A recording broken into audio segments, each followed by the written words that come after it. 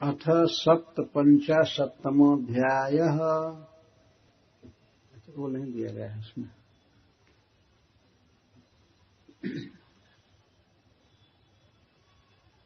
श्रीशुक उवाच विज्ञातार्थोऽपि गोविन्दो दग्धानाकर्ण्यपाण्डवान् कुन्तीम् च कुल्यकर्णे सह रामो ययौ कुरुन् भीष्मम् कृपम् सविदुरम् गान्धारीम् द्रोणमेव च तुल्यदुःखौ च संगम्य हा कष्टमिति होचतुः।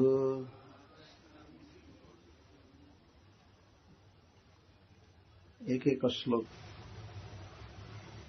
श्रीशुक उवाच। श्रील सुखदेव गोस्वामी ने कहा, विज्ञातार्थः, जिनको सब कुछ ज्ञात है, सर्वज्ञ, अपि भी गोविंदः श्री कृष्ण दग्धान लक्षगृह की आग में दग्ध, आकर्ण्य सुनकर, पांडवान पांडवों को, कुंतीम च और कुंती को, कुल्यकर्णे कुलोचित कार्य के लिए, सह रामः श्री बलराम जी के साथ, ययो गए, कुरुन हस्तिनापुर, कुरुवंशियों से मिलने के लिए, भीष्म पितामह, कृपम कृपाचार्य, सविदुरम श्री विदुर के साथ, गंधारी, द्रोणम और द्रोणाचार्य, एवच और अन्य भी, तुल्य दुःखौ अन्य सबके समान दुखी दोनों भाई, संगम्य मिलकर, हा कष्टम बहुत बड़े दुख की बात है, इति इस प्रकार, हा अहो उचतुः बोलने लगे।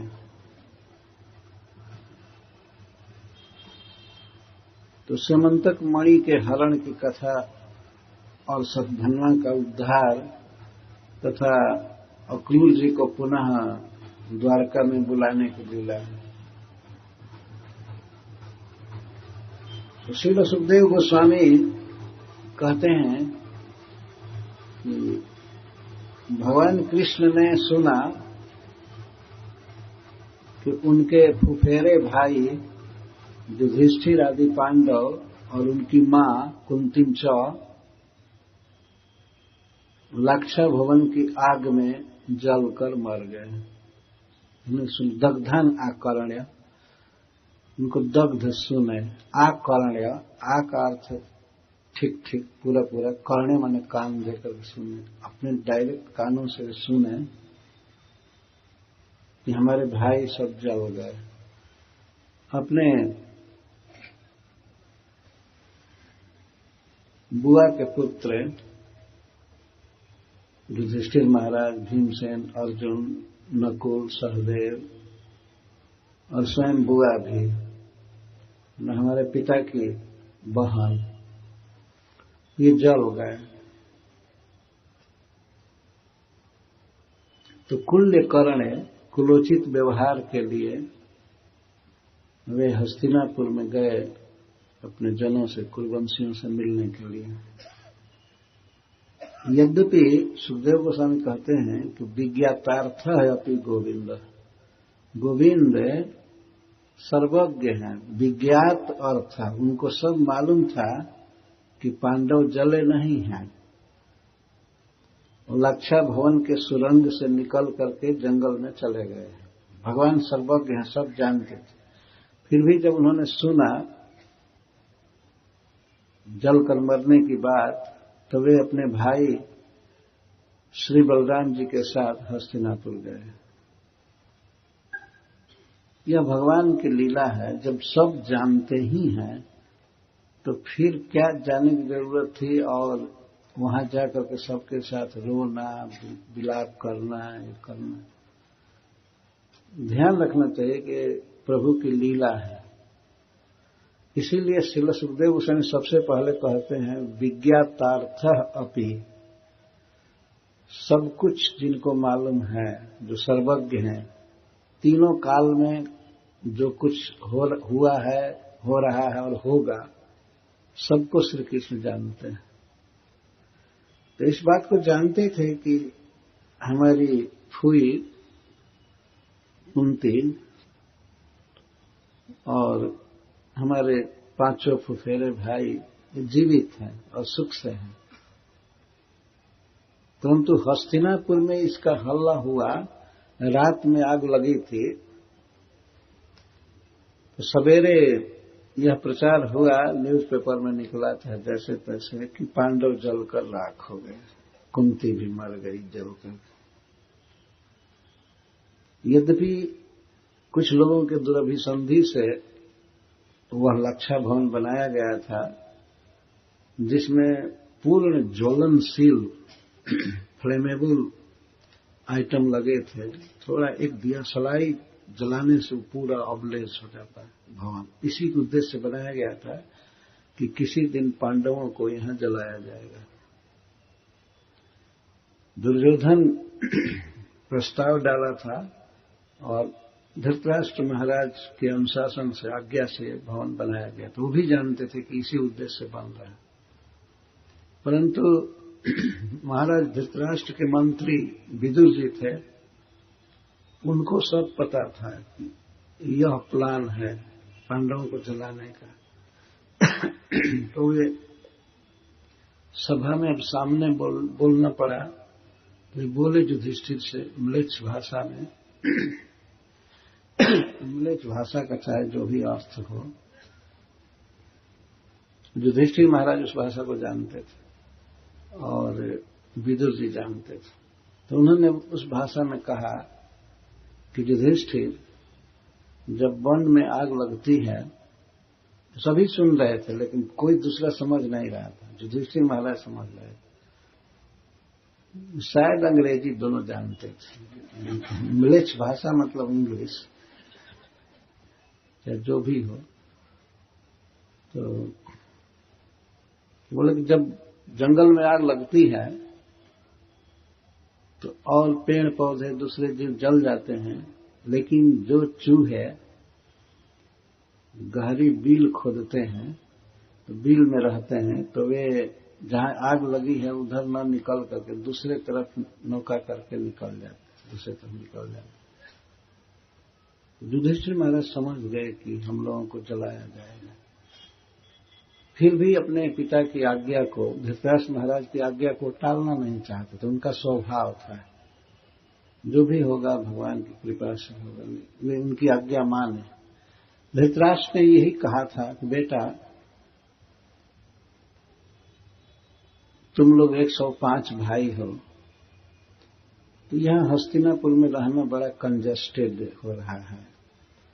मैं चाहता हूं तुम्हारे लिए, तुम लोग राजा के पुत्र हो, पांडु के पुत्र हो, तो तुम्हारे लिए बहुत बढ़िया फ्लैट राज भवन अलग बना दिया जाए। उसमें बनवा दिया हूं, तुम लोग जाकर के 5 भाई रहो, वहां आराम से रहोगे। तो महाराज युधिष्ठिर स्वीकार कर ले, ठीक है आपकी जो आज्ञा। कभी भी आज्ञा टालते नहीं। जुआ भी खेलने की इनकी कभी इच्छा नहीं थी, लेकिन धृतराष्ट्र ने कहा तो मान लेते थे। तो गए पांचों भाई कभी कभी अपने मां के साथ बैठ करके परस्पर बातचीत करते थे। तो घोर जाड़ा का समय आ गया, ठंडा का दिन। भीमसेन ने एक दिन कहा अपने भाइयों से, युधिष्ठिर महाराज से और अर्जुन आदि से, कि आखिर किसी दिन हम लोग सोए रहेंगे और आग लगाई जाएगी। अतः अच्छा यही है कि हम लोग आग लगा करके इस घर को फूंक कर निकाल जाएं। और चाचा जी ने सुरंग बनवा दिया है, टनल बनवा दिया है, विदुर जी बनवा दिए थे राजकीय कोष से ही, राजकीय धन से, बहुत सुंदर टनल जो जंगल में जाकर के निकलता था। और इसको भीमसेन देखे भी, भीतर जाकर के देखे कि कहां तक जा रहा है, उसको पहले ही देख चुके थे। इसके बाद एक दिन रात में अपने भाइयों को बाहर निकाल करके और वो स्वयं अपने हाथ से आग लगाए। भवन पूरा धू धू करके जलने लगा।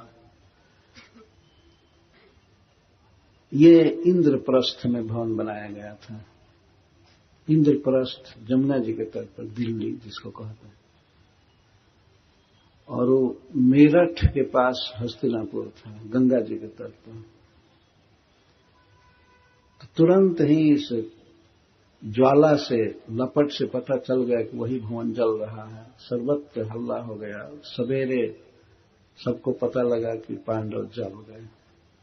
और संजोग की बात थी कि एक भिलनी अपने 5 पुत्रों को लेकर के बरामदे में सोई थी। और सवेरे लोगों ने साफ देखा कि ये लाश बरामद हुआ, मिला, सब लोग जले हुए हैं, 5 पुरुष जले हैं और एक स्त्री जली। तो इसमें संदेह रहा नहीं कि वही 5 जले हैं और उनकी मां जली है। तो सर्वत्र हल्ला हुआ, विचार हुआ।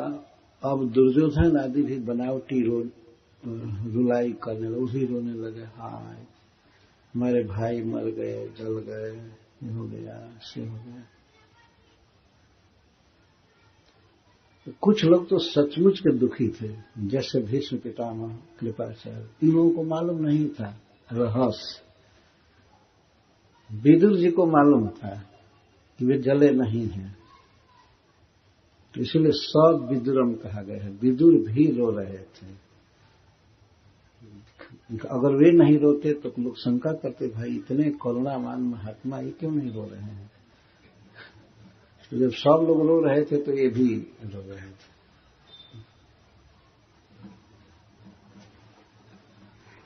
और इसके बाद नाम दे रहे हैं गांधारी। माता गांधारी बहुत विलाप कर रही थी, रो रही थी, कुंती की याद करके, युधिष्ठिर की याद करके, और सब भाई ने। और द्रोणाचार्य भी रो रहे थे।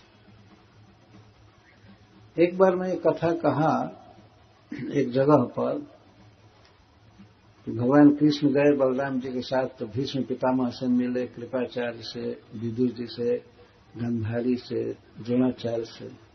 एक भक्त सुन रहा था कथा कि ये लोग जल गए थे पांडव, फिर भी पूछता है, इसमें युधिष्ठिर से नहीं मिले भगवान, उनका नाम नहीं आया है, अर्जुन का नाम नहीं आया है। हमने कहा कि अभी आप सुन रहे थे 1 मिनट पहले कि पांडव जल गए, यह समाचार सुन करके ही भगवान गए थे हस्तिनापुर। तो इसीलिए उनका नाम नहीं आया। 5 पांडव में से किसी का नाम नहीं आया, माता कुंती का नाम नहीं आया। सब लोग बड़े दुखी थे। तो भगवान कृष्ण और बलराम जी भी तुल्य दुख, वे जितने दुखी थे इतने दुखी ये भी थे।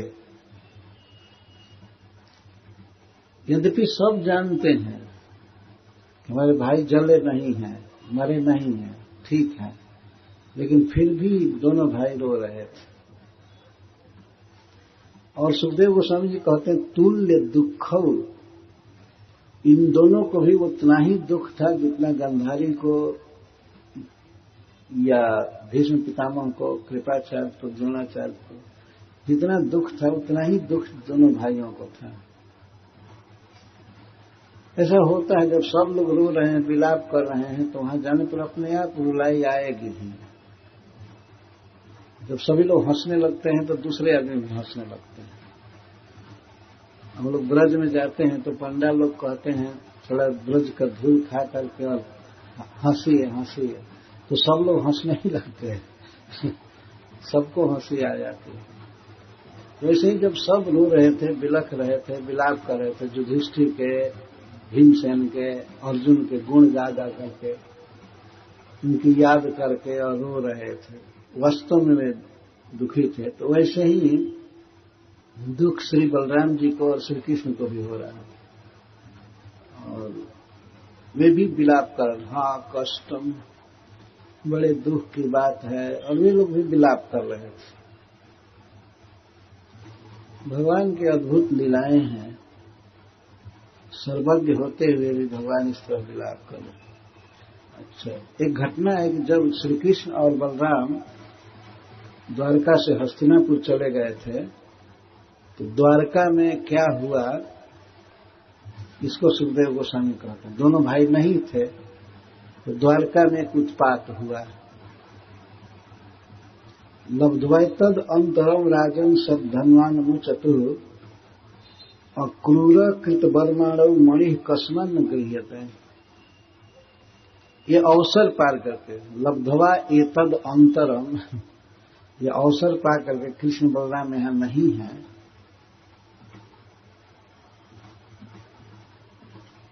तो अक्रूर और कृतवर्मा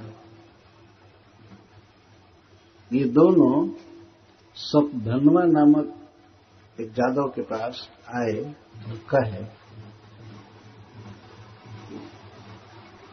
दोनों बोले मणि कस्मन न गृह्यते, सत्राजित से मणि क्यों नहीं ले लेते हो, समंतक मणि क्यों नहीं ले लेते हो। तो सब धनवा ने कहा नहीं, बहुत बलवान है, दामाद बहुत बलवान है सत्राजित का, कि भगवान कृष्ण बहुत बलवान है। एक दोनों का तुमको पता है इस समय वो हस्तिनापुर चले गए। हस्तिनापुर, अच्छा, तो तुम्हें कत्ल करके सत्राजित को मार करके मणि क्यों नहीं ले लेते हो। हाँ, पहले उसने कहा कि सत्राजित के पास मणि है तो मैं कैसे लूंगा, कैसे सोए अवस्था में मर्डर करो। दोनों ने उकसाया, इंस्टिगेट किया सब धनवा को। वो नहीं मान रहा था, लेकिन अक्रूर जी भी कहे और कृतवर्मा, मणि कस्मान न गृह्यते, क्यों नहीं ले लेते हो मणि, आखिर क्या गलती किया है। तो कृतवर्मा बोला, और अक्रूर जी भी सपोर्ट कर रहे थे, यो अस्मभ्यम संप्रतिश्रुत्य कन्या रत्नम विदर्हिन कृष्णाय अदात्म सत्राजित कस्मत भ्रातरम अनुयात। यह सत्राजित इतना खल व्यक्ति है, इसने प्रतिज्ञा किया था, प्रतिश्रुति दिया था, वचन दिया था कि हमारे साथ अपनी कन्या का विवाह करेगा, सत्यभामा का विवाह हमारे साथ करेगा। कृतवर्मा ने कहा, वास्तव में सत्य बोला। तो उसमें अक्रूर जी खड़े थे, तो अस्मभ्यम अपने स्वजनों के लिए बहुवचन शब्द का प्रयोग कर रहे। हम लोगों को कन्या रत्न, कन्याओं में सबसे श्रेष्ठ कन्या रत्न का ये मतलब है। हम लोगों को इस श्रेष्ठ कन्या को देने की प्रतिश्रुति दिया था, वचन दिया था, तो दे दिया कृष्ण को। कृष्णाय अदात, कृष्ण को दे दिया। इसमें क्या बात है, वो तो योग्य है ही, कृष्ण को दे दिया। कृष्ण को दिया ठीक किया, लेकिन हम लोगों को देने के लिए क्यों कहा था। तो कन्या को दे दिया कृष्ण को, तो हमारी बेइज्जती हुई ना, हमारी निंदा हो रही है ना, कि कह करके इसका विवाह नहीं हुआ, तो कोई अयोग्यता हो गई, कोई दोष हम लोग में सिद्ध हो रहा है ना। यही करना था तो पहले क्यों वचन दिया? इसलिए वो जान मारने लायक है। इन्हें कहने का मतलब यह आता है अस्मल बिगर है न असमान, बिगर है का से निंदा। हम लोगों की निंदा हो रही है सब जगह। उनको लोग सीधे कहते हैं कि ऐसे नालायक हो कि तुम्हारा विवाह ठीक करके और नहीं हुआ और वो कन्या दे दी गई दूसरे को। किसको दी गई है तो विचार करना चाहिए। भगवान को दी गई है कन्या। तो कृष्णाय अदात, कृष्ण के लिए कोई भगवान विशेषण या कोई सर्वज्ञ आदि नहीं दे रहे हैं, केवल कृष्ण। हम लोगों को विचार नहीं किया लोक में कितनी निंदा होती है और कन्या दे दिए कृष्ण को। इसलिए सत्राजित कस्मात भ्रातरम अन्वया न, सत्राजित क्यों नहीं भाई के पथ पर ही जाए। जैसे परसेन मरा है ऐसे इसे भी उसी पथ का अनुगमन करे, मतलब इसको भी मारना चाहिए। सत्राजित इतनी बड़ी गलती किया है कि जीने लायक नहीं है। तो कहा कि हमको क्या फायदा होगा? तो उन्होंने कहा तुमको तो सबसे बड़ा फायदा होगा कि मणि तुमको मिलेगा, समंतक मणि मिलेगा। तो ये जब सुना तो उसकी मति बिल्कुल भिन्न हो गई। भिन्न मतलब फट जाना, विदीर्ण हो जाना। तो एवं भिन्न मतिस्ताभ्याम, उन दोनों ने बारी बारी से समझाया। अक्रूर जी भी कह रहे थे कि नहीं ये ठीक कह रहे हैं कृतवर्मा जी, और तुम्हें सत्राजित का वध करो। सत्राजितम, तुम सत्राजित का वध करो। इस तरह से इस बात से उसकी मति भिन्न हो गई, विचार बदल गया, क्योंकि वह असत्तम, सतधनवा दुष्ट सिरताज था, दुष्ट शिरोमणि था, असत्तम। और सत्राजित को शयानम अबधित लोभात, सोई अवस्था में उसका वध कर दिया। वो सोया था अपने घर में, जैसे तैसे प्रवेश कर गया और वध कर दिया। तलवार से उसका गला काटने लगा। सब पाप क्षीण जीवित, वास्तव में उसकी उम्र बीत चुकी थी। अब वो भगवान के हाथ से मरने वाला था। भगवान मारेंगे इसको सद्धनवा को। तो इसीलिए सुखदेव जी कहते हैं सब पाप क्षीण जीवित। अब उसका भी जीवन लगभग बीत ही चुका था, मरने वाला था, इसीलिए उसने सत्राजित को सोई अवस्था में मार दिया। सब पाप, वह मूर्तिमान पाप सतधनवा सोई अवस्था में सत्राजित का वध कर दिया। जब वध कर रहा था, स्त्रीणाम विक्रोशमाना नाम क्रंदंती नाम अनाथवत, जब वध करने लगा, पकड़ लिया गला को, तो स्त्रियां बहुत चिल्ला रही थी, दुख प्रकट कर रही थी। विक्रोशमाना, हाय हाय हाय कर रही थी, ऐसा मत कीजिए मत कीजिए, बहुत बड़ा पाप है, इसे छोड़ दीजिए छोड़ दीजिए। विक्रोश तो की ही, क्रंदंती नाम, वे रोने लगी, जोर से विलाप करने लगे। वो मार रहा था सामने। सुखदेव गोस्वामी उदाहरण देते हैं, जैसे कसाई निर्दयता पूर्वक पशुओं का वध करता है, वैसे सतधनवा सत्राजित का वध कर दिया। स्त्रियां रोक रही थी, मना कर रही थी और हाहाकार कर रही थी और रो भी रही थी, फिर भी उसको कोई दया नहीं आई, सत्राजित का वध कर दिया। सुखदेव गोस्वामी कहते हैं कि असल में उसकी मृत्यु आ चुकी थी, जीवन खत्म हो गया था, इसीलिए वो इतना गलत काम कर रहे हैं। भगवान के ससुर का वध कर दिया, सत्यभामा जी के पिता का वध कर दिया। स्त्रियां ऐसे रो रही थी जैसे अनाथवत, उनका रक्षक कोई नहीं है, विलाप कर रही थी।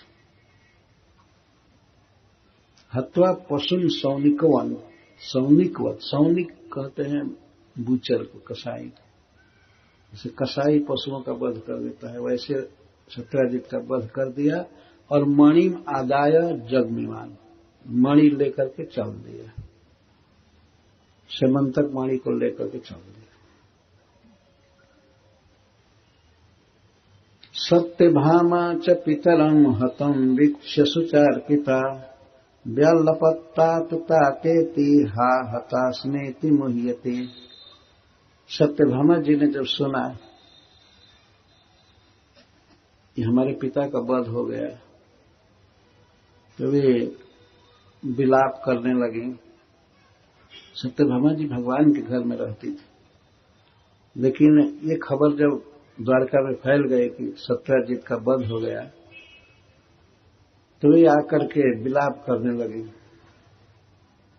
पितरम हतम वीक्ष्य, जब देखा अपने आंख से कि हमारे पिता मार दिए गए, तो सुचार पिता, वो शोक में डूब गई, बहुत भारी दुख में डूब गई और व्यलपत, विलाप करने लगी। तात तातयति, हे पिताजी, हे पिताजी, मैं तो मर गई, मार दी गई। हा हता अस्मिति, पिता से अपना अभेद करते हुए कहे कि हम तो मर गए, मतलब हमारा कोई आश्रय नहीं रहा। तो इस तरह से सत्यभामा जी विलाप करने लगी, रोने लगी। कभी रोती थी और बीच बीच में मुह्यती, मूर्छित हो जाती थी। कभी कभी दांत लग जाते थे सत्यभामा जी के, उस समय बोल नहीं पाती थी, तो उसी के लिए सुखदेव गोस्वामी मुह्यती कह रहे हैं, मूर्छित हो जाती थी। और मूर्छा टूटने पर फिर पिता का गुण गा करके रोने लगती थी। और इसके बाद एक कड़ाहे में पिता के शव को, मृत शरीर को रख करके, तेल में डुबा करके रख करके, और वे हस्तिनापुर गई रथ से। बहुत से रथ थे ही, किसी को सारथी बना करके और रथ से हस्तिनापुर गई। द्वारका कहाँ है और दिल्ली कहाँ है, और मेरठ, इतना दूर गई।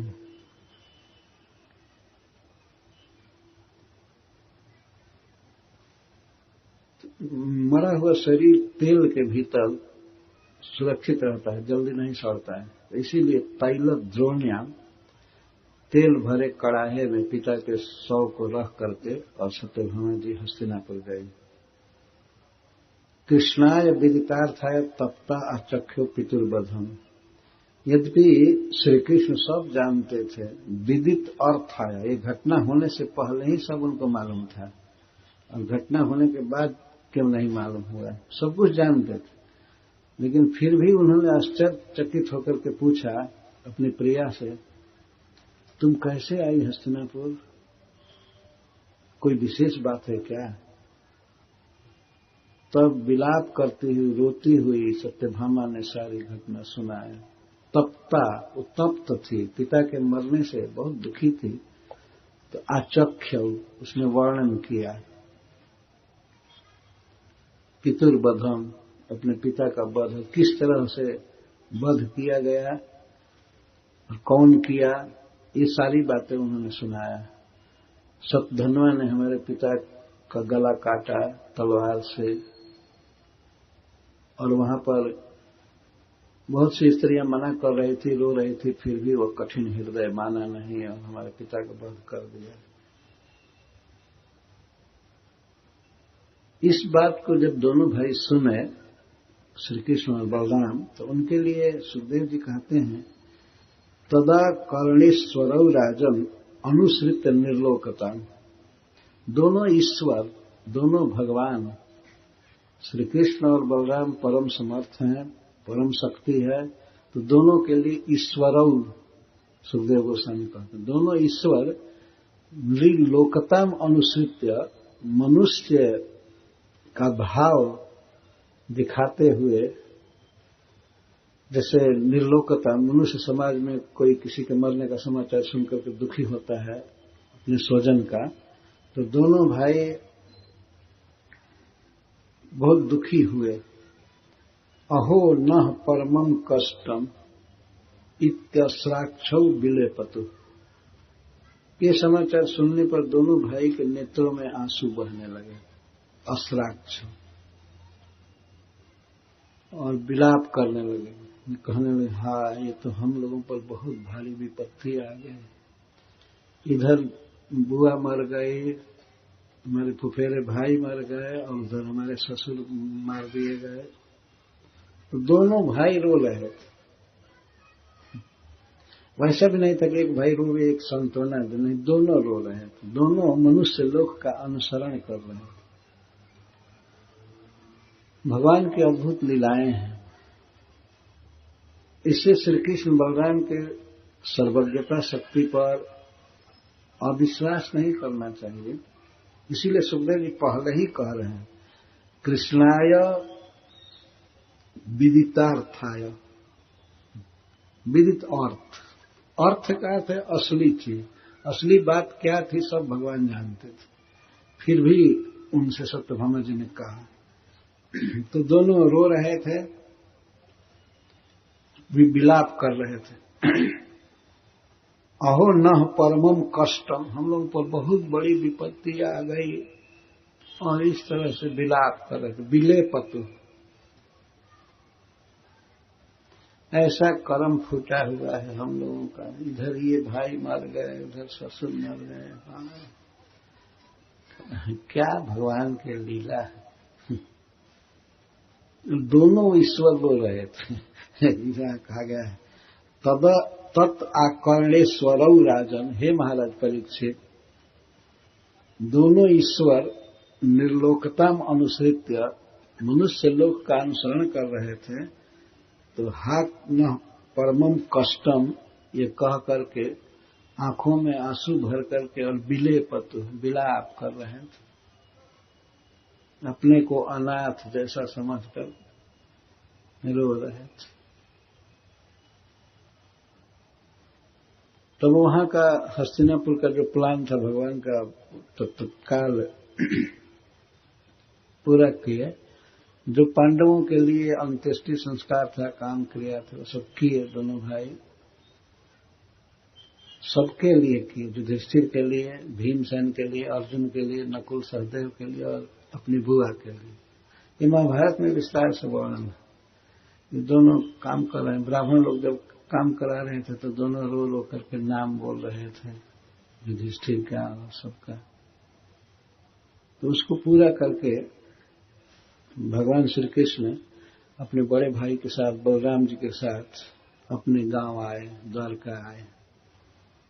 आगत्य भगवान तस्मात् सभार्यः साग्रजः पुरम्। भाई के साथ आए और पत्नी के साथ आए।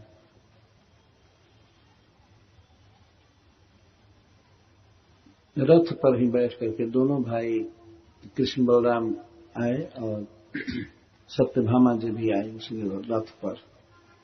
इसीलिए सभार्यः साग्रजः, स अग्रजः और सभार्य, भार्या के साथ और अग्रज के साथ। कौन आए? भगवान आए। भगवान श्री कृष्ण के लिए स्पष्ट कह रहे हैं, आगत्य भगवान तस्मात्, तस्मात्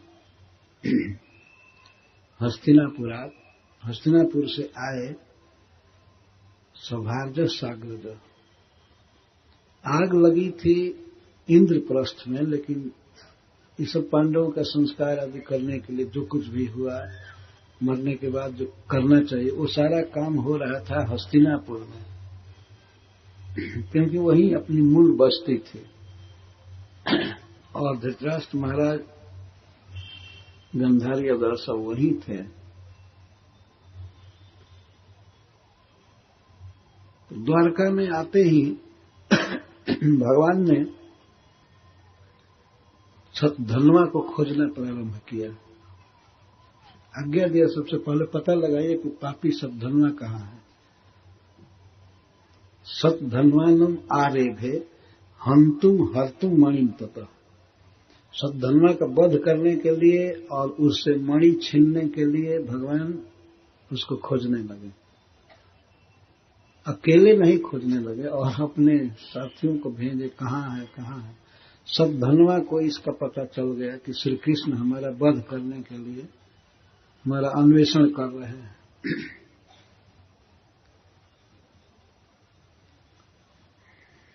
सोपी कृष्णोद्यमम ज्ञात्वा, वो कृष्ण का उद्यम जान गया, कृष्ण क्या करना चाहते हैं उसको जान करके भीत, बिल्कुल डर गया, प्राण परिप्सया, और अपना प्राण बचाने के लिए सहायता के लिए कृतवर्मा से अयाचत, कृतवर्मा से कहा। मुख्य यही था हत्या करवाने में, इसलिए कृतवर्मा के पास पहले सतधनवा सहायता के लिए अपील किया। सीधे कहा कि हमने आपके कहने से सत्यजित का वध कर दिया, अब हमारा प्राण बचाइए, आप हमारी सहायता कीजिए। कृतवर्मा क्या जवाब देता है?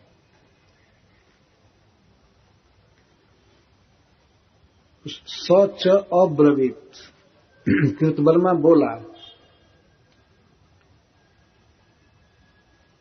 कृतवर्मा सीधा कहा कि नाहम ईश्वरों कुर्यन हेलनम रामकृष्णयो, कृष्ण और बलराम की अवहेलना में नहीं कर सकता, उनके साथ विरोध नहीं बांध सकता। कृष्ण बलराम दोनों ईश्वर हैं, भगवान हैं, परमात्मा हैं, इन दोनों का अनिष्ट में नहीं करना चाहता, सोच भी नहीं सकता कि अवहेलना तक नहीं कर सकता, फिर उनके साथ बैर बांधना तो दूर की बात। कोनु क्षेमाय कल्पेत तयोर वृजनम आचरण, कृष्ण बलराम का अनिष्ट करके, नुकसान करके किसका कल्याण हो सकता है? जो कुछ भी हो, मैं अपना कल्याण चाहता हूं, अतः ठीक है हमने तुमसे कह दिया था, लेकिन अब नाम भी मत लो कि हमने इंस्टिगेट किया था, जो मैं सुनना भी नहीं चाहता। तो उसने कहा कि तुम्हारे कहने से मैं सत्यजित का वध किया, हमारे कहने से कुआं में कूद जाओगे, मरोगे, और हम क्या कहे थे कि स्त्रियों के सामने वध करो, सब ये नाम मत लो, ठीक नहीं है, मैं कुछ भी नहीं कर सकता। और क्या तुम्हारे कहने से मैं कृष्ण और बलराम के विरुद्ध खड़ा हूं? कितना दिन जीऊंगा? 1 सेकंड में हमारी मृत्यु हो सकती है, भगवान हमको मार देंगे। तुमको पता है ना कि कृष्ण क्या हैं? पता है कि नहीं? सुने हो लीला? कृष्ण के विरुद्ध हमको खड़ा कर रहे हैं। कंस सहानुगो अपीत, कंस उनसे विरोध करने का कारण मार दिया गया ना। कंस कितना बलवान था, कंस के आगे तुम क्या हो और हम क्या हैं? कंस टिका ही नहीं तो हम लोग क्या टिकेंगे? और जब द्वेषा त्याजित श्रिया, भगवान से, कृष्ण से और बलराम जी से बैर करने के कारण कंस राज्य श्री से हाथ धो बैठा, राज्य चला गया। और राज्य ही नहीं चला गया, सहानुग अपने अनुगामियों के साथ, चारून मुष्टिक आदि के साथ मार दिया गया। ये सुने हो कि नहीं? उसने कहा कि हाँ ये तो सुने, तब हमसे क्या आशा करते हो? अब तुम्हारा कर्म जहां जाओ, जियो या मरो, हम इसके जिम्मेवार नहीं। यही उकसाया था हत्या करने के लिए, लेकिन जब समय बदला तो इस तरह से बोल रहा है। जो सही बोल रहा है, वास्तव में वो तो सहायता के लिए याचना किया और यह कृष्ण कथा करने लगा। अच्छा है, वास्तव में इसके मुख से भगवान की लीला निकलने लगी, यही अच्छाई है। कंस वध की लीला। कंस सहानुग अपने अनुगामियों के साथ, उसके अनुगामी कौन कौन थे? पूतना थी, बकासुर, अघासुर, तृणावर्त आदि सब, और मथुरा में चारुण, मुष्टिक, सल, तोसल आदि सब पहलवान थे। कुबलेया पेड़ हाथी था, और भी कितने लोग थे। सहानुग अपने अनुगामियों के साथ कंस मारा गया। किस लिए मारा गया? इसीलिए ना कृष्ण बलराम से द्वेष किया, और वही काम मैं करूं? नहीं, मैं जीना चाहता हूं, मरना नहीं चाहता। इसलिए मैं तुम्हारी सहायता बिल्कुल कर ही नहीं सकता, और हमारे द्वार से हटो, दरवाजे से, कुछ को पता न लगे कि ये भी गया था वहां। बाद में पुलिस पता लगा लेगी कि कहां कहां गया था हत्या के बाद। तो इसलिए यहां हमसे बात मत करो। और तुमको मालूम है, कंस की बात छोड़ दो, कंस से भी कई गुना बलवान था जरासंध। जरासंध सप्तदश संयुगान विरथोगत। जरासंध 17 बार मथुरा पर आक्रमण किया, और बहुत बड़ी सेना लेकर, 23 अक्षौणी सेना लेकर 17 बार। और मथुरा से कैसे लौटता था तुमको पता है? एक भी सैनिक नहीं बचता था, और रथ भी भंग हो जाता था। विरथः गत, बिना रथ के पैदल आया अपने गांव।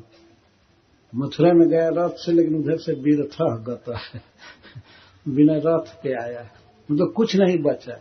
और 17 बार, एक बार नहीं। ऐसे कृष्ण से तुम विरोध किए हो ना, उनके ससुर को मारे हो। हम इसमें तुम्हारी कोई सहायता नहीं करेंगे। श्री अखंडानंद सरस्वती कहते हैं कि सब धनवा को कृतवर्मा ने टका सा जवाब दे दिया, और अक्रूर जी के लिए कहते वो कोरा सा जवाब दे दिए वो भी कुछ नहीं करेंगे। अभी वो बात आ रही है। तो जरासंध अपने दामाद के कंस के वध का बदला चुकाने के लिए प्रतिज्ञा किया, और जादवी महिम करिष्ये, इस पृथ्वी को मैं जादवों से शून्य कर दूंगा। और 23 अक्षौणी सेना लेकर के मथुरा पर आक्रमण किया। इस श्रीमद् भागवत में वर्णन है कि मत छत पर, टेरेस पर चढ़ चढ़ करके स्त्रियां देखने लगी उसकी सेना को, तो बहुत डर गई। बहुत विशाल सेना थी। महाभारत में पांडवों के पक्ष से 7 अक्षौणी सेना, और कौरवों की तरफ से 11 अक्षौणी सेना थी, तो 18।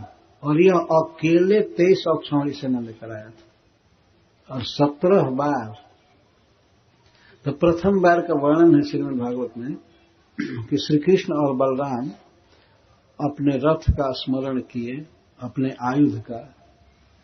तो श्री बलराम जी के लिए हल, मूसल और रथ भी सब आ गया। भगवान के लिए भी चक्र आदि सब, गदा उपस्थित हो गए। और दोनों भाई युद्ध भूमि में गए और सारी सेना का नाश करने लगे। अंत में श्री बलराम जी ने जरासंध को पकड़ लिया, उसके गले को पकड़ लिया। इतना बलवान जरासंध, लेकिन उसको श्री बलराम जी पकड़ लिए और उसको पटक दिए। पटक करके मारने जा रहे थे, तब तक भगवान ने कह दिया, श्री कृष्ण ने कहा, भैया छोड़ दीजिए, मामा का ससुर है, ठीक नहीं है, इनका वध मत कीजिए। सुना करके कह रहे थे। जरासंध तो और मर गया कि बाप रे बाप, आज मैं कृष्ण की कृपा से जी रहा। तो ये सुनकर बलराम जी ने छोड़ दिया। यही कहा कि तुम हमारे मामा के ससुर हो, इसलिए छोड़ रहा है। तो जरासंध को इतना दुख लगा श्री कृष्ण के इस बात से, उसने ठान लिया कि अब राज नहीं करना है, अब वन में तपस्वी साधु बन करके जीवन बिताना है। चल दिया तपोवन की तरफ। साफ वर्णन है भागवत में। मथुरा से सीधे चल दिया उत्तर दिशा में, हिमालय की तरफ, कि अब बस भगवान का भजन करना है, ध्यान करना है, जो भी उसके अनुसार भजन था। ये संवाद जब मिला राजाओं को, उसके हितैषी राजा, वो भी सब हुड थे, बदमाश राजा लोग थे इसके साथ में, वे सब जुटने लगे रास्ता पता लगा करके। आए तो देखे तो एकदम उदास और बिना चप्पल जूता के हिमालय की तरफ जा रहे। तो लोग घेर लिए, प्रणाम किए। सबका मुखिया था जरासंध। क्योंकि महाराज आप इधर क्यों जा रहे हैं? तो अब मैं युद्ध नहीं करूंगा, राज्य नहीं करूंगा, अब मैं साधु बन जाऊंगा, विरत तपस्वी। ये लोग अरे ये सब भजन करना पूजन ये ब्राह्मणों का काम है, क्षत्रियों का नहीं है। इसमें आपका अपजस होगा। इतना कोमल हृदय बना लिए, भजन करें भजन करें। ये सब ब्राह्मणों को छोड़िए, आपको राज्य करना चाहिए। आप क्षत्रिय हैं ना, इसलिए आपको राज्य करना चाहिए। भजन तपस्या सब ब्राह्मणों के लिए। छी, आप ब्राह्मण का काम करेंगे, दुनिया में आपका अपजस होगा। इतना लूज हृदय, इतना मृदु हृदय बना लिया। तो हमारी पराजय हो गई, कृष्ण बलराम ने हमको इस तरह से किया, हमारी सेना मार दिया, हमारी बहुबल बेइज्जती हुई। अरे तो इसमें क्या है? ये तो होता ही रहता है। ये तो होता ही रहता है, आप इससे घबराइए मत। जादुओं में कुछ नहीं है, लिखा था कि उनकी विजय होगी, और जब आपका समय आएगा तो आप जीत लेंगे। क्षत्रिय को इतना घबराना नहीं चाहिए। एक बार पराजय हुई तो इससे क्या, पराजय तो होना ही था। जय हमेशा होता है किसी का, आपने सुना है? हमेशा विजय नहीं होती है, कभी कभी पराजय भी होती है। लौटिए। अगर आप वन में जाएंगे तपस्या करने तो हम लोग कैसे राज्य करेंगे? कृष्ण बलराम तो हम लोगों को भी नहीं छोड़ेंगे। आप हैं तो कुछ हमारा भरोसा है, लौटिए। तो वो फिर लौट आए, और साल भर के बाद फिर 23 अक्षौणी सेना इकट्ठा की जहां तहां से, और फिर मथुरा पर आक्रमण किया। भगवान ने सेना का वध कर दिया और जरासंध का उसी तरह से अपमान करके फिर छुड़ाया बलराम जी से। सुमत मारिए, मामा का ससुर है। तो फिर उसी तरह से गया। तो एक साल में 23 अक्षौणी सेना लेकर जाता था मथुरा में 17 बार। 18वीं बार आक्रमण करने से पहले उसने ब्राह्मणों को भोज दिया, फीस्ट दिया। तो ब्राह्मण लोग कहने लगे, महाराज आपकी विजय हो। तो जरासंध पूछा, आपका वचन अमोघ है ना, सत्य है ना, हमारी विजय होगी ना? ब्राह्मण बड़े फेर में पड़ गए कि अरे बाप रे बाप। तो स्वभाव से विजय का आशीर्वाद दे रहे थे। यदि इस बार मैं कृष्ण को नहीं हराया तो जितने लोगों को भोजन कराए हूं सबको कत्ल करूंगा, इतना कह दिया। यदि आपका आशीर्वाद सत्य नहीं हुआ तो सब ब्राह्मणों ने भगवान को पत्र लिखा। दूसरे ग्रंथ में कथा है, भगवान को पत्र में लिखा कि हे अजय ईश्वर, आप कभी किसी से परास्त नहीं होते हैं, सबको आप परास्त करते हैं, लेकिन इस बार हमारे प्राण की रक्षा के लिए हे ब्रह्मांड देव, हे ब्राह्मणों के भक्त, आप हमारे लिए युद्ध छोड़कर भाग जाइए, रण छोड़ बन जाइए। तो भगवान उन ब्राह्मणों की रक्षा के लिए 18वीं बार युद्ध से भाग गए। दोनों भाई मथुरा छोड़ दिए, द्वारका चले गए कैसे कैसे। तो याद दिला रहा है कृतवर्मा, तुमको ये सब कथा मालूम है ना कृष्ण के विषय में? कंस अपने अनुगामियों के साथ मारा गया है, उसका राज्य गया, और जरासंध 17 बार बिना रथ के गया मथुरा से अपने गांव, कुछ बचा नहीं। जब गत्वा न निवर्तन थे, सारे सैनिक मथुरा में जाकर के बस न निवर्तन थे, फिर गांव नहीं लौटे। तो ये है कृष्ण बलराम का बल। अतः हम कृष्ण बलराम का विरोध नहीं कर सकते। तुम्हारी सहायता करने का मतलब है कृष्ण और बलराम के विरुद्ध खड़ा होना। मैं कभी नहीं खड़ा हो सकता। तब सुखदेव जी कहते हैं, प्रत्याख्यात सचाक्रूरम पार्ष्णिग्राहम अयाचत। जब इस तरह से कृतवर्मा ने जवाब दे दिया, हम कुछ नहीं कर सकते, तब अक्रूर जी से साथ देने के लिए उसने प्रार्थना किया। अयाचत, अक्रूर जी से कहा कि शतधन्वा ने अक्रूर जी से कहा कि सत्यजित का वध करने में आपने हमें राय दिया था, हमको उकसाया था, तो अब हमारा साथ दीजिए। इस बात को सुनते ही अक्रूर जी कहे, सोप्याह को विरुद्धेतर विद्वान ईश्वर और बलम।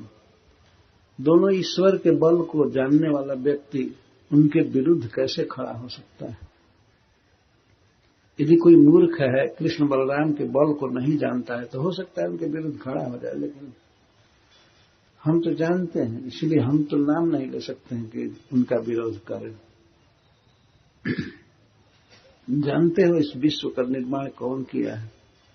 य इदम लीलया विश्वम सृजत अवतिहंति च चेष्टां विश्व सृजो जस्य न विदुर्मोहिता जया। संपूर्ण विश्व की सृष्टि कृष्ण बलराम करते हैं।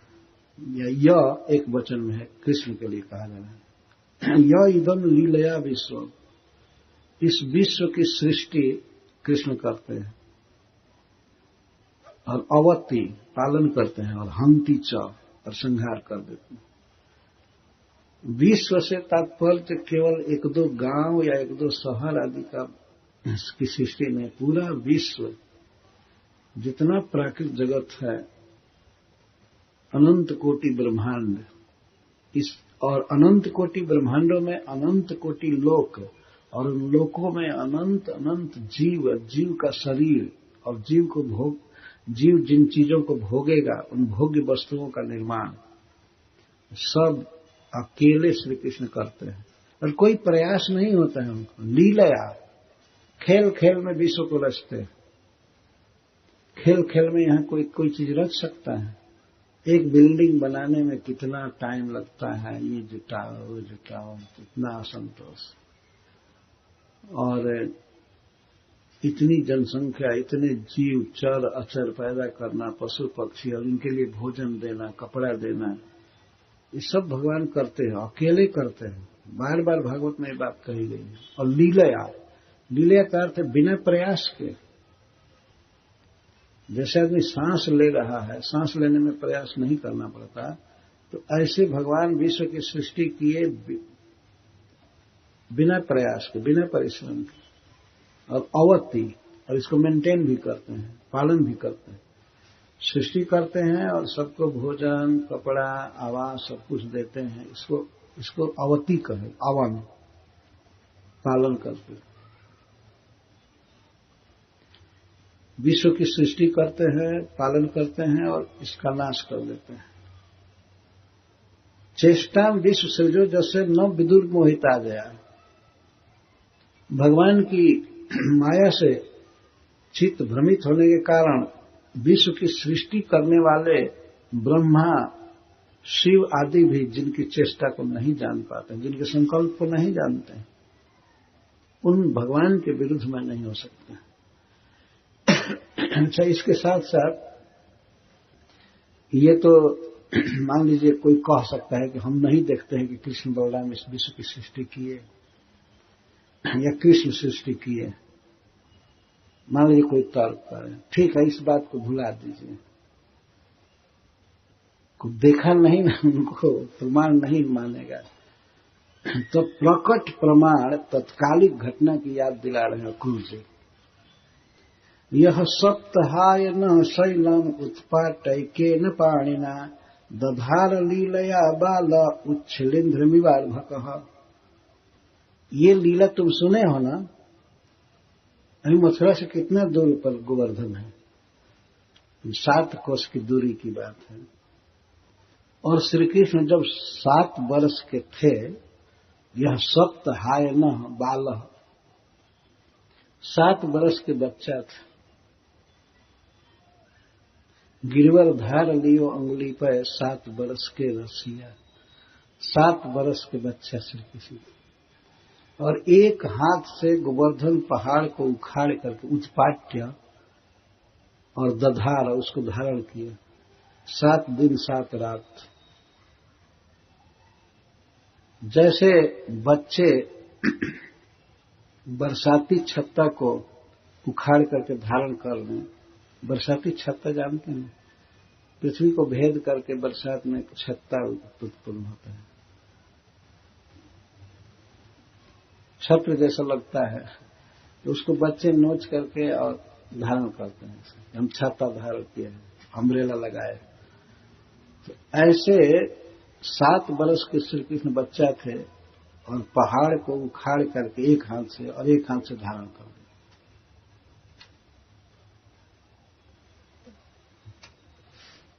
तो ऐसे भगवान के विरुद्ध तुम मुझे खड़ा होने के लिए कह रहे हो, मैं तो उनको प्रणाम कर रहा हूं। यह वंदनम भक्ति भी चालू की। वो बेचारा सहायता के लिए कह रहा है अक्रूर से सीधे भगवान को नमस्कार। नमस्तस्मै भगवते कृष्णाया भूतकर्मणे अनंतायादि भूताय कुटस्थायात्मने नमः। ऐसे गिरवरधारी भगवान को मैं नमस्कार करता हूं, जिन्होंने ब्रज को विपत्ति से बचाने के लिए पहाड़ धारण किया था। अद्भुत भगवान की लीला है। प्रति वर्ष इंद्र की पूजा होती थी, उसी डेट पर इंद्र की पूजा होती थी, और बहुत गोरस दही जुटाए जाते थे, अन्न पीसा जाता था, गेहूं आदि, और मिठाइयां बनती थी, बहुत प्रकार के भोग बनते थे। तो एक दिन की बात है, गोप लोग इष्ट गोष्ठी कर रहे थे इंद्र की पूजा करने के लिए। ये जुटाना, वो जुटाना, ये काम ये करेगा, ये करेगा, कई प्रकार की बातें कर रहे थे। तब तक श्री कृष्ण बलराम जी के साथ सभा में गए। 7 बरस के बच्चा सभा में गए, तो जाते ही वे पहले नंद बाबा के गोद में बैठ गए। तो नंद बाबा के वैसे ही प्राण से प्रिय हैं, आकर के बैठे। लेकिन महत्वपूर्ण चर्चा चल रही थी बड़े बड़े गोपों में, वृद्ध गोपों में, अनुभवी गोपों में, और बच्चे का आना उतना अच्छा नहीं था। लेकिन फिर भी कृष्ण के प्रति इतना प्रेम है कि नंद बाबा ने गोद में बैठा लिया।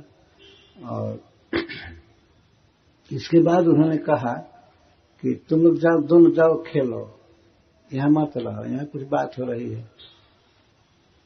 तो कृष्ण ने कहा, बाबा मैं इसी के विषय में पूछने आया।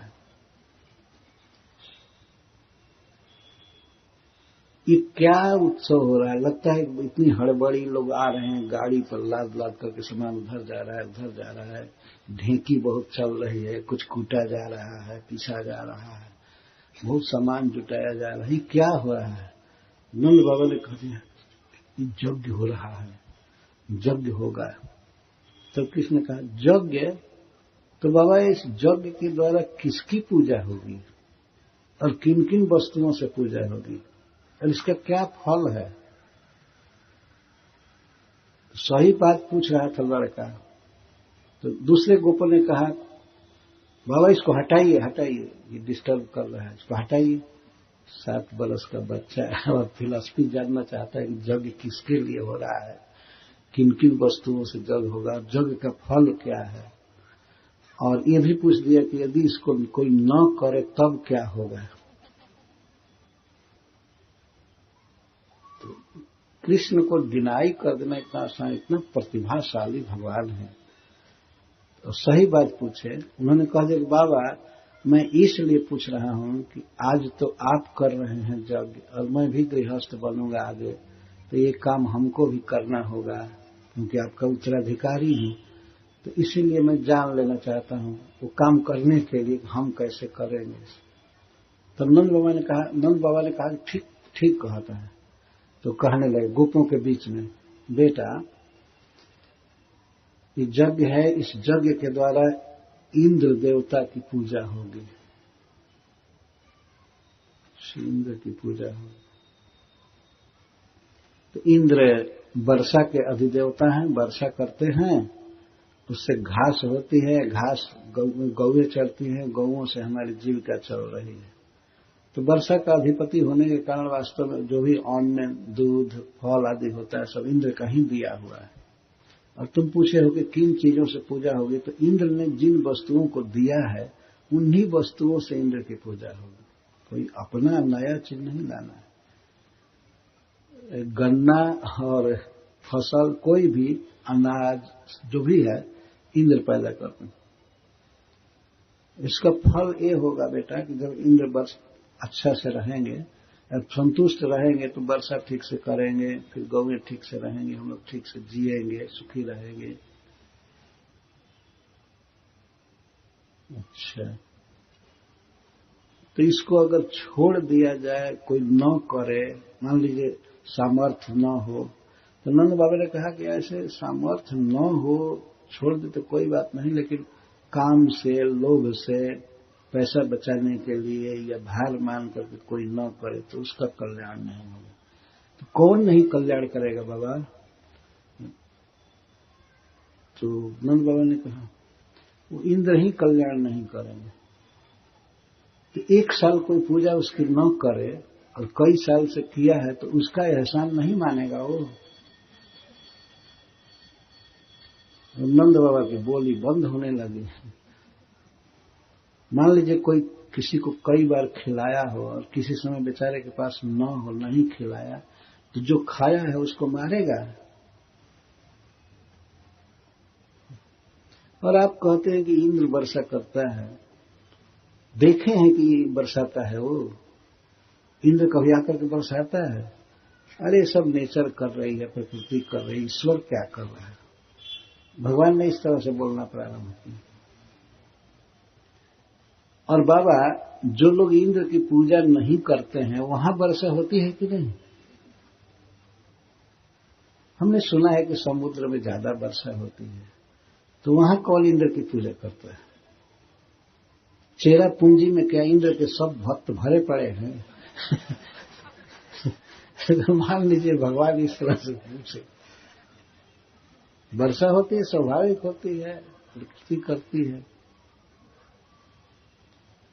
वो अंत में भगवान ने ये कह दिया, संक्षेप में मैं इस बात को कह रहा हूं कि बाबा हमको तो यही प्रिय है। हम तो देख रहे हैं कि वन और पहाड़ में हम लोग रहते हैं, हम लोगों का कोई शहर नहीं है, गांव नहीं, वन पहाड़ में गुजारा करते हैं, हमारी गौएं जीविका हैं और गौएं जीती हैं वन में और पहाड़ में। तो हमें अपने जीविका का जो साधन है उसकी पूजा करनी चाहिए। गौओं की पूजा करनी चाहिए, अग्निदेव की पूजा, ब्राह्मणों की पूजा और पर्वत की पूजा, गिरिराज जी की पूजा, गोवर्धन की।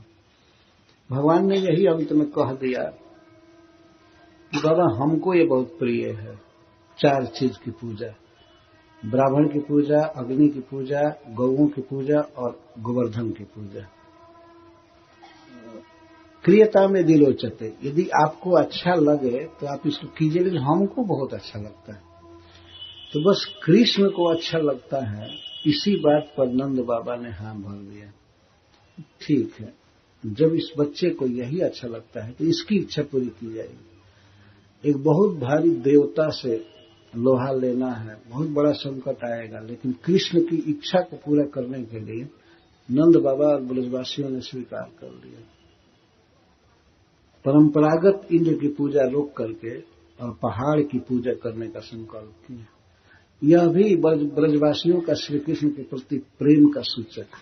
कितना प्रेम है! कृष्ण के कहने से वे लोग भावी होने वाली विपत्ति की भी परवाह नहीं की। ठीक है, बच्चा चाहता है तो पहाड़ की पूजा हो। अच्छा, वो डेट आ गया जब इंद्र की पूजा होती थी, तो इधर पहाड़ की पूजा चालू हुई विधि पूर्वक। पहाड़ की पूजा होने लगी भगवान ने कहा था कि कोई नया खर्च नहीं करना पड़ेगा। जो इंद्र की पूजा के लिए सामग्रियां बनी हैं उन्हीं से पर्वत राज की पूजा होगी, गोवर्धन की। शायद भगवान ने सोचा कि नया खर्च करने के लिए कहूंगा तो गोप लोग नकार देंगे, रोज रोज नया नया खर्चा होता रहे। तो उन्होंने कहा कि नहीं, इंद्र की पूजा के लिए जो सामग्री जुटी है उसी से पूजा होगी गोवर्धन की। तो पूजा होने लगी, खूब नाच गान भोज परिक्रमा ये सब हुआ। इंद्र अपना चर भेजे कि देखो कि वे गोप लोग क्या कर रहे हैं, डेट आ गया, हमारी पूजा के बारे में क्या हो रहा है। तो इधर उनके गुप्तचर लोग आए, देखे तो सब जगह जय जयकार हो रहा है, गिरिराज गोवर्धन की पूजा हो रही है, गौओं की पूजा, ब्राह्मणों की पूजा, अग्नि में हवन किया जा रहा है। तो वो लोग तुरंत जा करके कहे, चाहे फोन किए होंगे मोबाइल फोन से, अरे यहाँ तो पहाड़ की पूजा हो रही है, इंद्र की पूजा का नामो निशान नहीं है। और सभी गोप आपस में बोल रहे हैं कि साला इंद्र कभी खाने नहीं आया, उसको देना बेकार है, वो कभी आया नहीं। सब लोग ये गाली दे रहे हैं आपको सरकार। सब लोग कह रहे हैं कि ऐसा देवता कंडम जो कभी हमारा दिया हुआ खाने नहीं आया। और इधर भगवान ने क्या किया कि गोवर्धन के रूप में स्वयं प्रकट हो गए, बड़े भारी शरीर से, चतुर्भुज रूप से, और गोपों का दिया हुआ सारा उपहार लेकर के खाने लगे। एक एक घड़ा एक बार में पी जाते थे, दही या खीर, दूध, और बर्तन में भरा हुआ मालपुआ वगैरह बस लेते और खाते जाते। 4 हाथ से खा रहे थे, तो बड़ा मुख था। तो खाने लगे भगवान, तो गोप सखा क्या कहते हैं कृष्ण से, अरे सारे ऐसा देवता पूजवाया कि सब खाता जा रहा है, हमको हमारे लिए छोड़ेगा नहीं, ये सब खाता जा रहा है, इसको रोको कि अब छोड़े कुछ। तो भगवान इधर से प्रणाम कर रहे थे, सबको कहे प्रणाम करो प्रणाम करो, देवता प्रकट हुए हैं, ये आशीर्वाद देंगे, हम लोगों के बच्चे ठीक रहेंगे और गौएं ठीक रहेंगी, सबको सभी प्रणाम करो, यही असली देवता हैं ब्रज के। देखो प्रकट खाने लगे, हम अहीरों का दिया हुआ भोजन खाने लगे। इनमें जाति पाति और छुआछूत का भेदभाव नहीं, लेकिन इंद्र कभी नहीं आया। आप लोग देते थे खाने के लिए, कभी आया नहीं, कभी नहीं आया।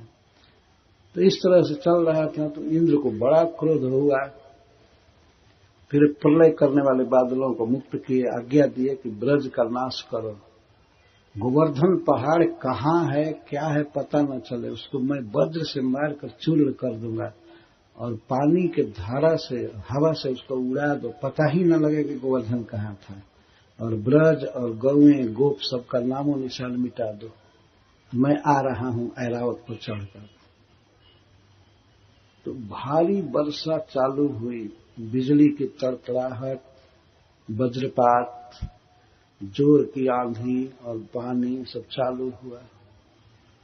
उस दृश्य का वर्णन सूरदास जी ने अपने पद में किया है, इतना दर्दनाक। जब लोग देखे कि काले काले बादल आकाश में छा गए, बिजली तो बहुत ज्यादा चमकने लगी और जोर की आंधी चली, काला बिल्कुल दिन हो गया, दिन में भी अंधकार जैसा हो गया। उस समय सबकी दृष्टि भगवान कृष्ण पर हो गई, ब्रजवासियों की करुण भरी दृष्टि से देखने लगे। वो सब समझ गए कि इंद्र का उत्पात। तो भगवान ने आश्वासन दिया, आप लोग भय मत कीजिए, आपके त्राण का उपाय पहले से हो चुका है। जिस पर्वत की आप लोग पूजा किए हैं वही पर्वत राज आपकी रक्षा करेगी। भगवान ने ऐसे नहीं कहा कि मैं रक्षा करूंगा, ये पर्वत ही रक्षा करेंगे, जो आपका उपहार खाए हैं वही प्रभु रक्षा करेंगे। तो खाए तो यही थे पर्वत बन करके। इसके बाद भगवान एक जगह खड़े हो गए, मानसी गंगा के तट पर लीला हुई थी, खड़े हुए, एक हाथ से दाहिना अपने कमर पर रखे और बाएं हाथ से पर्वत को उखाड़ करके कनिष्ठा अंगुली पर धारण कर लिए धारण कर लिए तो आश्चर्यचकित हो गए सारे ब्रजवासी। पहाड़ टांग लिया। कृष्ण का प्रभाव सब जानते थे, इसीलिए बहुत ज्यादा आश्चर्य नहीं हुआ, लेकिन अभी वो डर रहे थे कि पर्वत गिर पड़ेगा इसके हाथ से, तो नहीं आ रहे थे। तो भगवान ने कहा कि सबसे पहले अपने मां को कहा, यशोदा जी को, मां, बाबा और हे ब्रजवासियों, अपने अपने गौओं के साथ और अपने अपने छकड़ों के साथ, सामान के साथ आप सब गिरिगर्त में आइए, गोवर्धन के नीचे आइए। आप ये मत डरिए कि मेरे हाथ से पर्वत गिर जाएगा। मां, तुमने इतना व्रत किया है, भगवान की पूजा किया है कि उनकी कृपा से मेरे हाथ से पर्वत गिरेगा नहीं, ऐसे बोलते हैं। आपके पुण्य के बल से मैं इस पर्वत को धारण किया हूं, ये गिरेगा नहीं। आप सभी जहां भी हैं वहां से आकर के गोवर्धन के गर्त में आइए। तो भगवान के द्वारा आश्वासित होकर के सभी गिरिराज जी के भीतर प्रवेश किए, गौओं के साथ, और किसी किसी को भैंस भी थी, बकरी, और अपना सामान, अपना खटिया, अपना जो कुछ भी था सारा सामान लेकर प्रवेश किए। और गिरिराज जी के नीचे ऐसा सुंदर वातावरण था कि आंधी चल रही थी, झोंका लग रहा था, लेकिन गिरिराज जी में बिल्कुल समशीतोष्ण वातावरण बना हुआ था और बिल्कुल समतल सुंदर प्लेटफार्म बना था जहां राधा रानी आई थी, सारी गोपियां, नंद बाबा, यशोदा, उपनंद महाराज आदि सब श्री कृष्ण धारण किए थे। बहुत बड़ा सुख मिल रहा था गिरिराज जी के नीचे। ऐसा सुख बाहर नहीं मिला जितना अंदर सुख मिल रहा था। श्री कृष्ण 7 दिन 7 रात खड़े रहे, न पानी पिए, न खाए, कुछ भी नहीं, न सोए, निद्रा छोड़ करके, भूख प्यास की परवाह न करके भगवान पर्वत लिए खड़े थे। और जब भगवान नहीं खाए तो सारे ब्रजवासी और यहां तक गौए तक कोई भी कुछ नहीं खाए, और फिर भी परम आनंद में थे। और श्री कृष्ण कभी कभी एक हाथ से ही बांसुरी बजाया करते थे, बांसुरी बजाते थे, और लगता था कि पर्वत लिए लिया, अब नाचेंगे नाचेंगे, नाचने के मूड में हो जाते थे। तो लोगों को भय होता था गिर जाएगा गिर जाएगा, इसीलिए गोप लोग अपनी अपनी लाठी लगाए थे। मां यशोदा के कहने से, मां यशोदा कहती थी, हमारे लाला की नरम कलाई है, अरे गोप कुछ सहारा दो, अपने लाठी का सहारा दो। तो ये लोग अपने अपने लाठी को लगाए थे लगाए थे, और ऐसा भाव था कि हम ही रक्षा कर रहे हैं, हम टांगे। तो श्री कृष्ण ने एक दिन कहा, रूप गोस्वामी पाद में एक पद लिखा है, तो श्री कृष्ण ने कहा कि हे ब्रजवासियों, मेरा हाथ दुख गया है, थोड़ा सहारा दीजिए। तो लोग और लाठी को टाइट किए, सहारा दिया, और मैं थोड़ा हाथ को मुक्त करके और सहला लूं। ये लोग लाठी लगाए तो भगवान ने हाथ को थोड़ा ढीला किया तो पहाड़ नीचे आने लगा उस समय सब हाहाकार किए, ये तो चक्की जैसा पीस देगा सबको, हाहाकार किए। तो भगवान गिरधारी को हंसी आ गई, वे उस समय हंस रहे थे ब्रजवासियों को देखकर। तो रूप गोस्वामी पाद जी लिखे हैं कि भगवान की वह हंसी हम सबकी रक्षा करे भगवान के उस हंसी का ध्यान हो। एक दिन मां ने इंद्र को मारो, नखू पर गोवर्धन धारो, नाम पड़ो गिरधारी राधे श्याम श्यामा श्याम, नाम गिरधारी पड़ा। तो श्री अक्रूर जी भगवान की इसी लीला की याद कर रहे हैं, और ये सब धनवा से कह रहे हैं, कम से कम ये तो जानते हो ना गिरिराज धरण की लीला, 7 बरस के थे तो धारण किए थे। प्रसिद्ध देवता उनके सामने टिका नहीं, इंद्र आकर के घुटना टेका, चरण में गिर करके प्रणाम किया और क्षमा मांगा भगवान से। ब्रज में सारे देवताओं को भगवान ने नचा दिया है। शिव जी आए थे, ब्रह्मा जी आए थे, इंद्र आए थे, सबने क्षमा मांगा उनसे। तो ऐसे प्रभु से मैं विरोध नहीं कर सकता, मैं तो उनका भक्त हूं। नमस्तस्मै भगवते, ऐसे 6 ऐश्वर्यों से परिपूर्ण श्री कृष्ण को मैं प्रणाम करता हूं। कृष्णाय, जो परब्रह्म है, और अद्भुत कर्मणे, जिनके कर्म अद्भुत हैं, कोई भी देवता वैसा अनुमान भी नहीं कर सकता, मनुष्य के द्वारा तो सब होना कठिन है। अद्भुत कर्म है भगवान का। ब्रज में 2 बार आग लगी, कई किलोमीटर में वो आग फैली थी, बहुत जोर की आग लगी थी, और गोप सखा रोने लगे। तो एक बार तो श्री कृष्ण उनके सामने ही आग पी गए। वो लोग देखे, कई किलोमीटर में लगी हुई आग भगवान के मुख में आकर के समा गई। आग समा गई, फिर भी न जीभ में फोड़ा पड़ा, न मसूड़ा कुछ भी काला हुआ, कुछ भी नहीं, पी गए। और एक बार आग लगी थी, जब गोप लोग रो रहे थे, घिर गए थे चारों तरफ जलाग्नि में, तो भगवान ने कहा कि अपनी आंखें बंद कीजिए, बंद करो। और लोग आंख बंद किए तो पी गए। इसका मतलब है, हरिश्री जी कहते हैं कि भगवान आंख के सामने और आंख से परोक्ष में भी सब समय रक्षक हैं, विश्वास रखना चाहिए। आंख के सामने भी रक्षा करते हैं और आंख से परोक्ष में भी रक्षा करते हैं। तो आग पी गए। ऐसा नहीं हुआ कि भगवान फायर डिपार्ट को बुलावे कि आग बुझाओ, ये करो, वो करो। और कोई है ऐसा मिनिस्टर, कोई ऑफिसर है कहीं आग लगे और आकर के पी जाए, तब तो वही उसी की लीला खत्म हो जाएगी। इसीलिए भगवान के अद्भुत कर्म हैं। कृष्णायाद्भुत कर्मणे, अद्भुत विचित्र कर्म।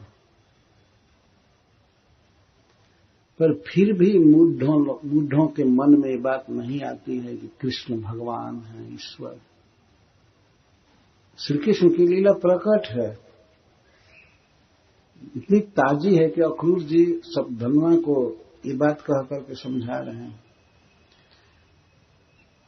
यह सप्तहाय न शैलम, शैल, शिला के समूह को शैल कहते हैं। शिला माने पत्थर, और जहां बहुत पत्थर ही पत्थर है तो उसको शैल कहते, पर्वत। उसको उत्पाट्य, पर्वत केवल ऊपर ही नहीं, एक तो बहुत भारी है और दूसरी जमीन में भी धंसा रहता है पर्वत। श्रीमद् भागवत में 5वें स्कंध में वर्णन है किसी किसी पर्वत का कि जितना ऊपर है उतना जमीन में धंसा हुआ। और ऐसे धंसे हुए पर्वत को और भारी पर्वत को एक हाथ से उखाड़ लेना, कोई यंत्र है किसी पर्वत को पूरा पूरा उखाड़ लेने का? आजकल लोग तो थोड़ा थोड़ा फोड़ते हैं, ढेला करते करते क्रेशर लगाए हम बना करके तब ढोते। पर्वत ही उठा करके कहीं एक स्थान से दूसरी जगह रखने की क्या शक्ति? भगवान ने वो भी एक हाथ से उठाया, ऐसे नहीं दोनों हाथ से जोर लगाए हो, एक हाथ से खेल खेल में उठा ली और 7 दिन 7 रात धारण किया। तो ऐसे प्रभु को मैं प्रणाम करता हूं, जिनके कर्म अद्भुत हैं और जो अनंत हैं, जिनका कभी अंत नहीं है, जिनकी लीलाओं का, जिनके करुणा का, जिनके ऐश्वर्य का कोई अंत नहीं है, इसलिए उनको अनंत कहते हैं। गुणानंतवा जमनंत माहु, भगवान में गुणों का अंत नहीं है, अनंत गुण है, इसीलिए उनको अनंत कहते हैं। कोई भी विशेषता लीजिए, सौंदर्य, कृपा या ऐश्वर्य, लीला विलास, किसी का अंत नहीं है। ऐसा कभी भी समय नहीं आएगा जब श्री कृष्ण नहीं रहेंगे और लीला नहीं करते रहेंगे। नित्य लीला है भगवान की, अनंत है, और ऐसा कोई नहीं है जिसका अंत न हो। एक दिन अंत होता है ना, बाद में एक्सपायरी डेट लिखना पड़ता है। जब तक जीवित हैं तब तक बर्थ डे लिखते हैं और एक्सपायरी डेट तो दूसरे लोग लिखेंगे। तो अंत हो जाता है। शक्ति का अंत है, बल का अंत है, दृष्टि शक्ति का भी अंत है, श्रवण शक्ति का अंत है, लेकिन भगवान का कभी अंत नहीं। उनका शरीर अनंत है, उनकी दृष्टि अनंत है, श्रवण शक्ति अनंत है, उनके गुण सब कुछ अनंत है। उनका वेणु वादन अनंत काल तक चलेगा। कभी ऐसा समय नहीं आएगा कि भगवान बांसुरी नहीं बजाएंगे। सब समय वे अनंत है। अनंताय आदिभूताय, और वही सबके आदि हैं। सबकी शुरुआत उनसे है, सबको जन्म दिया है। और जब सबके आदि हैं तो निश्चित है कि उनका आदि कोई नहीं है। जब वो सबके आदि हैं तो सब उनके बाद ही हुए हैं। तो भगवान का आदि कुछ नहीं है, इसलिए उनको अनादि रादिर गोविंद, वे अनादि हैं, अपने आप कारण रहित हैं और सबके कारण हैं। अनादि रादिर गोविंद सर्व कारण कारण। ऐसे प्रभु को मैं नमस्कार करता हूं। कूटस्थाय, जो निर्विकार हैं, सदा एक रस रहते हैं। कूटस्थ का अर्थ होता है निर्विकार। मनुष्यों का या देवताओं का तो शरीर भी बदलता रहता है। शरीर में अनेक अवस्थाएं आती हैं, जैसे जन्म लेना, बढ़ना, टिकना कुछ काल तक, परिणाम को प्राप्त होना, इसके बाद अपक्षीयते और विनाश्यते। जायते, वर्धते, तिष्ठते, परिणमते, विपरिणमते, अपक्षीयते और विनाश्यते। छह विकार है शरीर में और मन में भी। अभी काम, क्रोध, लोभ, मद, मोह, मत्सर होना। मन भी एक समान नहीं रहता है। कभी काम का आवेग, कभी क्रोध आ जाना, कभी कुछ आ जाना। देखें एक व्यक्ति कितना शांत रहता है तब तक कभी कभी क्रोधित हो जाता है। क्रोधित होता है तो लगता है कि जमराज जी खड़े हो गए। और लोग कभी कभी प्रश्न करते हैं, महाराज जी हम क्रोध से कैसे बचें, हमको क्रोध आ जाता है। उपाय इसका है क्रोध से बचने का। एक तो अपने को बहुत दीनहीन समझना है। दीनहीन समझने पर क्रोध नहीं होता है। एक भिखमंगा मान लीजिए आपसे भीख मांगने आया रेलवे प्लेटफार्म पर, तो आपने उसको नहीं दिया बल्कि उल्टे वचन बाण चला दिया, जाओ हटो यहां से, तो उसको दुख नहीं होता है, क्योंकि बेचारा जानता है कि हम इस लायक हैं, हम दीन हैं।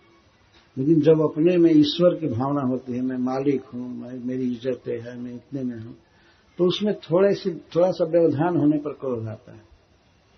तो क्रोध का बल है परुष वचन, कठोर वचन। जब क्रोध आवे तो बोलना नहीं चाहिए। जो व्यक्ति इतना धीर है कि क्रोध आने पर बोलता नहीं, चुप हो जाता है, तो उसका क्रोध धीरे धीरे मर जाता है, उसको कोई आहार मिलता ही नहीं। झगड़ा कठोर वचन से ही होता है। तो क्रोध कितना भी मन में आवे और चुप रहिए तो थोड़े कलह होगा, झगड़ा नहीं होगा। लेकिन इधर से कुछ गाली तो उधर से शब्द वेधी बाण चलने लगते, तो झगड़ा होता है। तो क्रोध को मारने का उपाय है बोलना नहीं। लेकिन नहीं बोलेगा आदमी, ये कर पाना कठिन है। कुछ तो बोलता है तो सोचता है कि जीव हल्का हो गया, और वो बोलता है तो अपनी विजय तब मानता है कि वो बोले, कुछ बोले और विपरीत पक्ष शांत हो जाए। वो न बोले तो मानेगा हमारी विजय हो गई। खास करके स्त्रियों में बात, झगड़ा में हमारी बात लास्ट में सिद्ध होनी चाहिए और वो चुप हो जानी चाहिए। लेकिन कोई चुप होना चाहता नहीं। जो भी हो, हम लोगों में इस प्रकार का विकार बिल्कुल स्वाभाविक है। कभी क्रोध, कभी लोभ, कभी काम, कभी मोह। मोह का मतलब है मैं ये देह हूं, ये देह के संबंधी हमारे हैं, हमारी ये इज्जत है, हम ये हैं, इसको मोह कहते हैं, भ्रम। और ईर्ष्या, किसी की बढ़ती देख करके सहन न करना, ये सब विकार होते हैं। लेकिन भगवान श्री कृष्ण एक समान रहते हैं, एक समान। किसी भक्त पर करुणा किए तो कभी क्रोध नहीं किए, ऐसा कभी उनके जीवन में देखा ही नहीं गया किसी भक्त पर क्रोध किए। स्वयं अक्रूर जी ये चोरी किए, करेंगे, अभी कथा आएगी। सतधनवा इनके पास मणि छोड़ करके भाग जाएगा, तो ये मणि को लेकर के बनारस चले जाएंगे। तो वहां जाकर के यज्ञ दान आदि करेंगे, सारा सोना उत्पन्न हो रहा है।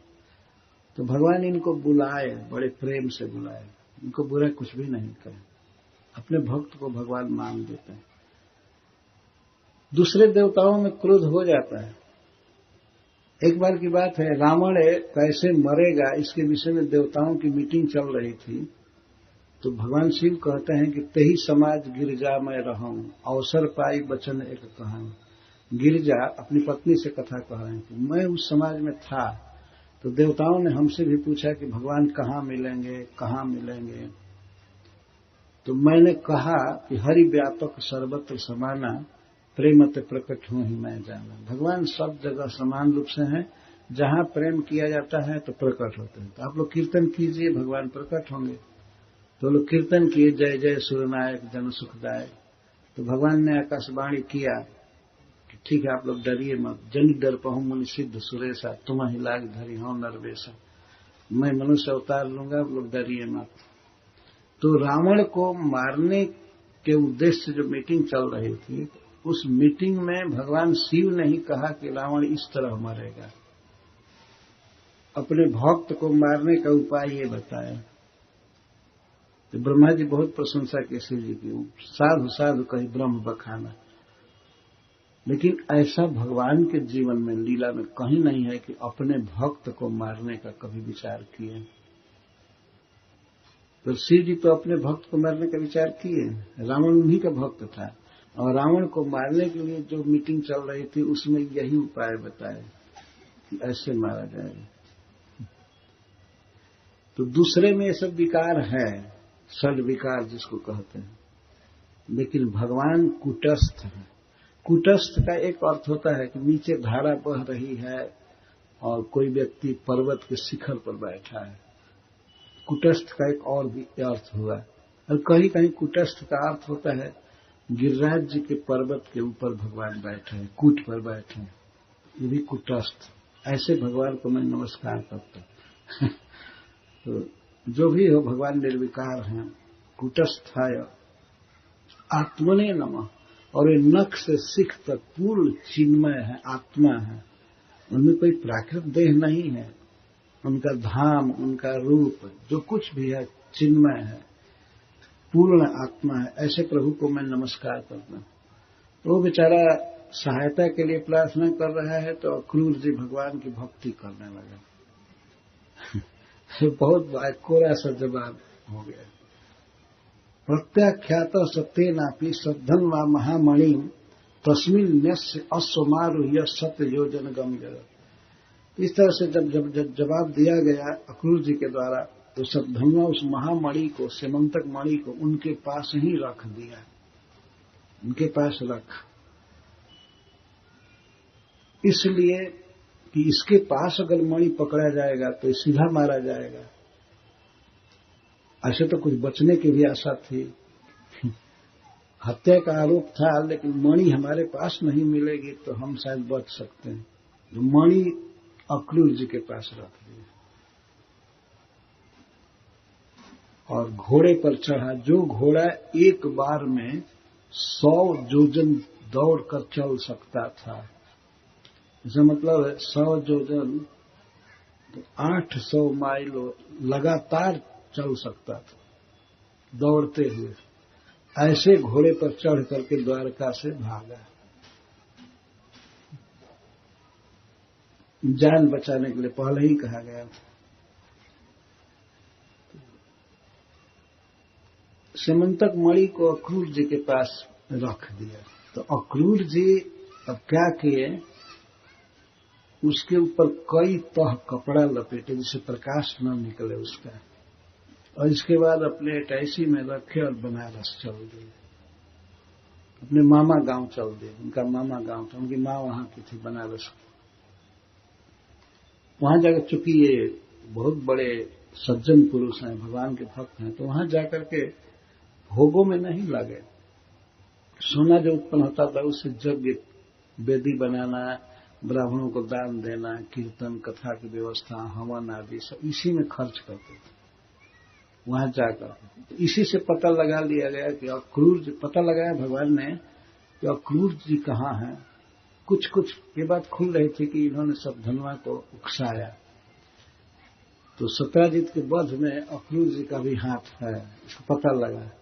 तो भगवान ने पता लगा कहाँ गए हैं, तो पता लग गया कि बनारस में इस समय बहुत बड़े बड़े यज्ञ हो रहे हैं। तो क्यों हो रहे हैं, ये अक्रूर जी की क्या फैक्ट्री चल रही है, ये तो पता हो गया कि इतना धन कहाँ से आ रहा है। तो भगवान ने बुलाया पत्र लिख करके, अक्रूर जी आए। ये कथा में बाद में कहूंगा, समय हो गया है। तो अक्रूर जी आए और भगवान ने यही कहा कि चाचा जी,